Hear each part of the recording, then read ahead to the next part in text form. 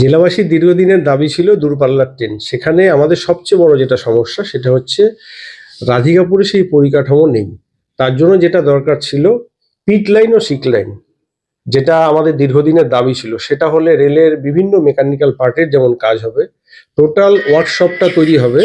এবং তার সাথে সেখানে আমাদের যেটা দরকার সেটা হচ্ছে, ধরুন আমাদের বিভিন্ন ট্রেনের যে কোনো প্রয়োজনে আমাদের কিষানগঞ্জ বা আমাদের কাটিয়ারে যেতে হতো, বা সেখানে ইঞ্জিন খারাপ হয়ে গেলে সেখানে যেতে হতো, বা সেখান থেকে মেকানিক আসতো। এখন সেটা আমাদের প্রায় 53 কোটি টাকা, 52 কোটি সামথিং, সেইটা দিয়ে রাধিকাপুরে রেলওয়ে বোর্ড থেকে অর্ডার এসছে।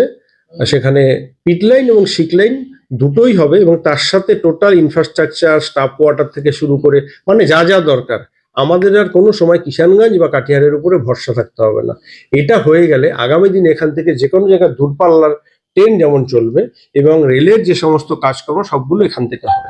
এটা খুবই দরকার ছিল আমাদের, বিশেষ করে আমাদের উত্তর দিনাজপুরের ক্ষেত্রে। এটা অনেক দিনের পুনর রেল লাইন হলেও এখানে এই ব্যবস্থা ছিল না, যেটা এবার সমস্যার সমাধান হলো। কতদিনের মধ্যে আশা করা যায়? এটা খুব তাড়াতাড়ি টেন্ডার হয়ে কাজ শুরু হবে, যেহেতু এটা বড় প্রজেক্ট। এখানে অনেক কিছু রেলের বিভিন্ন ক্রাইটেরিয়া রয়েছে, সেই কাজগুলো হবে, একটু সময় লাগবে, কিন্তু কাজটা স্যাংশন হলো এটাই বড় ব্যাপার, কারণ এখানে এখন টোটাল পার্টটাই চলে আসবে।